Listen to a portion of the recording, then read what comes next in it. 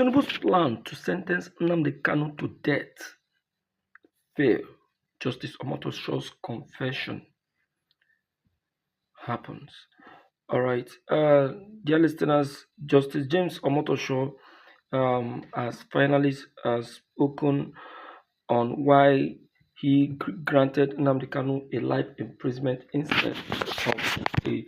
instead of a death sentence. Anyway, sorry. Now, Justice James Omotosho, who we all know is the presiding officer for Nnamdi Kanu's case, has finally spoken, giving reason why he gave Nnamdi Kanu a life sentence. In fact, he went on to say that we should be grateful and appreciative that he thought wise of that instead of doing what the president was requesting. Hmm. This is unbelievable. Now, the government interfere in court matters of a truth. The judge breaks the silence, giving his own reason for doing what he did. Yeah. Now, Omotosho, who is making this very information revealed, has called on Nigerians to understand his decisions and not to criticize him unnecessarily. I did what I know that can be helpful to the IPOP leader. The IPOP leader Nnamdi Kanu though was arrogant, but still I gave him a punishment that is fair enough for him. Omotosho has pleaded for understanding from Nigerians, claiming that the punishment given to Nnamdi Kanu is still appealable and he can still be granted a pardon. That is, if the president feels he is very much um, okay with that. As it is right now, Omotosho is feeling disturbed due to many criticism coming his way. Now, let us know in the comments where you are actually watching from, and don't forget to like and share this very video. Now, the document which arrived without a ceremony, without anyone knowing how it came into the court, has exposed a lot. What are the things? Now, 6 pages of evidences proving how Nnamdi Kanu was denied medical checks, and also 6 pages of how the IPOP leader was denied chances to meet his clients, family members, and lawyers while he was in DSS prison. 6 pages of how the IPOP leader was illegally tortured in prison. 6 pages of how the IPOP leader was also given was also escaped assassination secretly in DSS prison. Now, activists has demanded an answer to this because everyone understood what this means. A sitting judge in the middle of one of the most political charge trial in Nigerian history had just admitted he was being manipulated. Judge Omotosho didn't name in the complaint. He didn't have to. Yes, according to him anyway. The federal government, Tinubu administration, the same uh, the same government that had fought tooth and nail to keep Nnamdi Kanu behind bars, to control the narrative, to turn a separatist leader into a symbol of what happens when you challenge Abuja's authority. Kanu's legal team moved immediately. Aloy Ejimako, one of the lead defense attorney, held on emergency press briefings. This confirmed everything we have been saying for months, he declared, his voice tight with control fury. This trial has never been about justice, it's been about political control, and now we have proof straight from the judge's own pen. The prosecution went silent, no immediate response, no denial, just a deafening, criminating quiet that spoke louder than any rebuttal could. Because what do you say when a judge admits the game is changed? Defend a system that just confessed its own decision. Well, international observers were very frowned at this very decision. Now, the foreigners have also said that the judgment was an error. It's a global standard, and when that standard is given a check, you will see the many errors that is you know spotted in it. Yes, to understand this pressure, Omotosho helped understand what Nnamdi Kanu represents to Tinubu's government.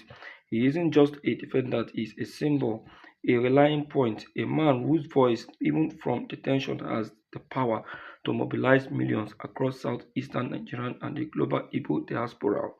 Yes, the government handling of Kanu's case has been aggressive, very, very aggressive, a move that violated international laws and drew condemnation from human rights groups worldwide. They kept him in solitary confinement. They denied him access to his lawyers for weeks. They framed the trial as a matter of national security, painting Kanu a terrorist rather than a political agitator. But legal experts saw through it. The charges were shaky, the evidence was circumstantial, the procedures were questionable, and not with Justice Omotosho's complaint. The entire prosecutorial strategy looked less like justice and more like political threat. Hmm. Now, Tinubu's administration has a track record of institutional interference. Since taking office, there have been whispers about judges receiving guidance on sensitive cases, prosecutors suddenly changing positions after closed door meetings, court dates mysterious shifting to favor government narrative, nothing overt, nothing you could prove in a hearing, just a pattern of coincidental that stopped looking coincidental.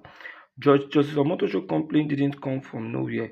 Sources close to the judiciary revealed that he had been fielding calls for weeks, informal consultations. They were called requests to meet with officials to discuss case management, suggestions about how certain testimonies should be weighted. Nothing recorded, but the messages were clear. Deliver the verdict. We want or face consequence for a judge. That kind of judgment is a nightmare. You took an oath and you have to do as already said. Justice Omotosho had tried to navigate it quietly to maintain independence while avoiding confrontation, but eventually the pressure became too much that when he filed the complaint, comparison to Nigerian past began circulating. During military rule, judges who defied the government often found themselves transferred, demoted, or worse. The pattern was well documented: political pressure, judicial compliance, and the slow erosion of legal integrity. But this time, something was different. Justice Omotosho had refused to stay silent. History has tightened us that judges have, have complained lightly. When a member of the judiciary alternately um, complained about this, a, a line in this section said that this very hearing of Nnamdi Kanu is premature and shouldn't be given a premature judgment. This is an issue everyone really need to give a proper check before any decision is made. Omotosho has been said not to have done the needful before giving judgment, and so is advised to give this another check, another look, another decision, because what happened today might be might affect the tomorrow of of this very nation. What happened then during the war is what is affecting us today. Yes, and that is why anybody can will come out and say uh, no victor, no vanquish. Yes, whereas they don't understand what that actually means and what that actually stands for. You understand? They don't understand. So we need to be very careful. We need to be very careful. That very no victor, no vanquish. The Biafrans did not quit. They did not quit the war. They stood. They stood. They fought to defend themselves. It's just that the Biafran flag was just handed over to Gowon with warning. But Gowon, being who he is, a betrayal. Despite owning the Biafran flag, still went back to be doing to the Biafrans the same thing they did to them during the war. And that is what attracted the anger of people like Nnamdi Kanu, Chief Ralph Wazirike, and every agitator that you see today fighting for the declaration of Biafran Republic. If the Igbos have been well treated, well taken care of, all of this wouldn't have happened. I tell you. Share this video and let everyone be aware of this evil and terror that has just occurred. Thank you.